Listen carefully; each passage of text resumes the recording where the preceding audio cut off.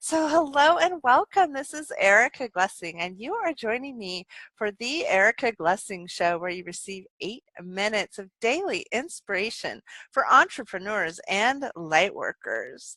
And every single time we have a guest, you can pop over to theericaglessingshow.com. You can find out more, you can follow the links, you can follow the energy, and you can see lots of beautiful books created by our sponsor, my company, Happy Publishing. So today's guest, she's just stunning. She surprises me all the time. I've had the most fun working and playing with this woman. She's always in a different part in the globe, and today she's actually at home. Welcome, Daria Hanson. Thank you, Erica. Pleasure to be here. So what country is your home now? That is a great question. It is Canada at the moment. Oh, nice. Yes. Nice. Mm. And I've really been enjoying some of your messages about interesting point of view. And I don't think that's where we're going to start, but I just got shown, like, what if you just shared what that was for people who may not be familiar with some of the different tools? Tell me a little bit about interesting point of view and what that is for you and what that changed for you. Wow. Interesting point of view is something I could talk probably for days about at this point. 5 years ago, I was introduced to this access consciousness tool, and I dismissed it because it just sounds so weird that for every point of view that comes up in your world, you have to say interesting point of view or have this point of view. And when you start playing with it, you actually turn it into interesting point of view. You have this point of view. Because most of us need to actually defend our point of view to prove that we're right. True as that, right? So we actually tend to use this tool against us rather than for us. And then 2 years ago, I asked the founder of Access Consciousness, Gary Douglas, if I were to use one tool to really set myself free and to create my reality rather than being fighting against this reality and what's showing up for me in my life. And he suggested that I would use interesting point of view. I have this point of view for every point of view, feeling, emotion, and any kind of resistance that shows up in my world for 6 months at least. And oh my goodness. I know, that's exactly what came up for me. That's a lot of work. That's a lot of work. That's a long time. I want it yesterday or Right. now. I don't want it in 6 months. Exactly. So I didn't do it. And 2 years later, a few weeks ago, I went and I looked back at that choice and I asked myself, wow, where would I be right now, today, if I actually used that tool? Because I found myself, I actually caught myself having points of view about things. And it's like somebody would say something and I would have to defend what I felt about it. Or if I had a suggestion or idea, if somebody didn't jump up and start yelling and screaming how wonderful it is, I would go in a wrongness of me and go and look for like what's wrong with my idea, instead of going, wow, interesting point of view. I have this point of view that my idea actually is going to work. Wow.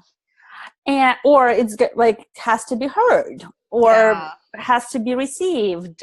Like, what if it was just for me, just for fun, and never tell anyone? And if you tell someone, don't make it significant that they don't respond the way you would like them to respond. True that. So I looked at that and I went, wow, okay, if I were to really use this interesting point of view tool for everything that comes up for me, anytime I feel resistance or rejection in my world or alignment and agreements, like, yeah, you like, thank you for agreeing with me. This is awesome that I'm talking about this. So like, right? And I started playing with this tool, and the freedom I started getting from dissociating the polarity of the right and wrong or good and bad from everything that was showing up in my world. Do you know, Daria, I did that with my some of my parents' point of views. Because I had started taking all this time seeing how wrong they were. Yeah. And then I also like saw all this stuff of how right they were. Mm-hmm. And it was kind of really messing with my head. And I decided at one point to not choose to see any of their actions with any charge at all.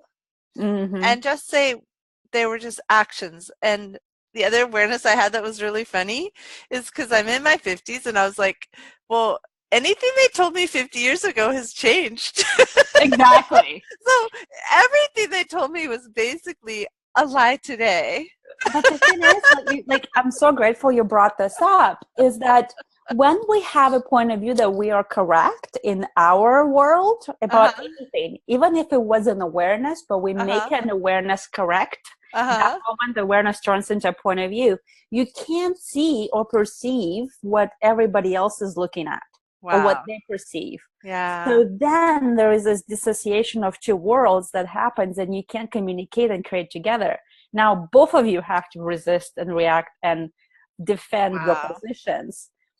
And then I just want to, since it's an 8-minute podcast and we're just about at the halfway mark, there's something that you're cooking up and creating that is super delicious. And myself, I have to tell you as a backdrop, just since everybody's listening, that I am personally like deeply into this, and I studied French and Spanish and Chinese and Japanese and Russian, and I could learn all those different languages, and I learned lots of little bits of languages growing up because I loved talking to people from all over the world.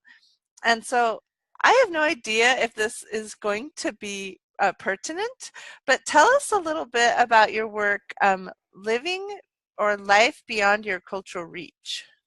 Yeah, what if you could live beyond your cultural reach? That's a question that basically creates a curiosity and a space to go, what does that mean? And to me, living beyond your cultural reach is actually living out of definition, out of control, out of limitation, out of linearities and concentricities, meaning any kind of point of view, and out of form, structure, and significance. So Okay. basically, living from choice. What can I choose? For living from desire. What do I desire? And living from knowing that you can have it. And all you have to do is actually reach for it. So, what do you So mean by cultural reach? What does that mean? cultural, well, that's what I mean. Beyond everything you grew up with and thought that's what you have to be or do, or this is how your life will be, because based on the points of view or beliefs or Oh my goodness. cultural um, Right? distinguishment and difference. Yeah. Yeah.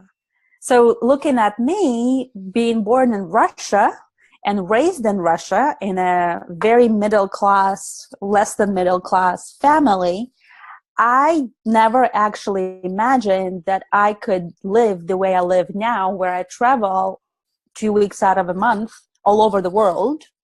And I have a 6-year-old daughter that I make it happen. It actually works for our family.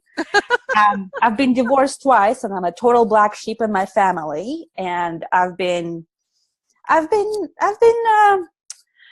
I've been seen Oh my as goodness. something I that is just would like everyone who's listening to the podcast that doesn't have access to the website of the podcast to go look at Daria Hanson, because I'll tell you what, if she's a black sheep, there is like no hope for the rest of us. the thing is, like, the cultural reach in my world when I was raised in Russia would have been having a family, cooking the dinners for my husband, making sure I make sure that this marriage works and don't think of Oh my going goodness, did anywhere you feel the else. weight on that? Make sure that I make the Yep, relationship work. yep. Oh my gosh.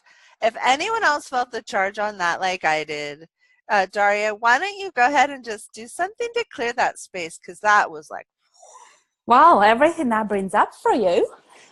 So all the resistance and reaction and alignment and agreement you have with this point of view that you have to or don't want to or don't will never or will always make sure the relationships you are in work. Interesting point of view. You have this point of view. Yeah. Interesting. And Wow. that's the tool thank you, Erica, for like starting this show with this tool, because if you actually perceive the charge is still there, and I'm letting it stip here. But if you look at this charge right now and in your world, you go, interesting point of view, I have this point of view. Interesting point of view, I have this point of view. Interesting point of view, I have this point of view. Interesting point of view, I have this point of view. Did you notice the heaviness is actually dissipating? Well, It's what showed up for me was like some of the things I noticed on social media is people saying things like, oh, congratulate me, I'm on my 38th anniversary. Or here's my picture with my beautiful significant other, right? And here, mm-hmm. look, I'm so happy in my relationship. And then we get culturally raised to say, if we at some point in our lives are not fully perfectly happy in every part of a relationship, then all of a sudden, like, it's like we have screwed up, or we have like committed a crime, or now we're divorced. And I even feel like I left my horrible ex in 2011, and he was an alcoholic, abusive, yucky person. And and I still sometimes get that voice in my head, why didn't you stay with the father of your children? Do you know what I mean? Yeah, because we're raised with the point of view that once you choose, you can't choose anymore. You made the choice, and that's what I was told when I was Yeah, leaving my first yeah. marriage. Daria, you chose it. We asked you not to choose it, so now you have to be responsible Right, for your choices. right. Oh And my what did I goodness. do? I suffered for another Yeah, year until I couldn't yeah, suffer anymore, and I still left. And it's like, what's the point? Once you chose, you have another choice, and then you have another choice. Doesn't mean that yeah, you don't have to be looking at what your choices create and what choices you're actually making. And there are some choices that you have to work with, but you also have to come from a place that you have choice and you are choosing it, rather than going, I don't have choice anymore, I got married, so now I have to stick here. right. Or any kind of those kinds of relationship things where you get stuck. I love that you just bring that light in to start opening up the doors to what might be possible in the future.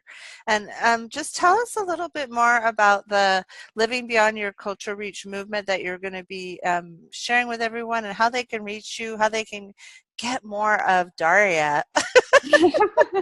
Well, one more thing that I want to mention about living beyond a cultural reach is that most of us think that we're defined by what we do, what kind of job we do. I'm an accountant, or I'm a financial advisor, or I'm a teacher, or I'm whatever else you are. What if that didn't have to define you ever again?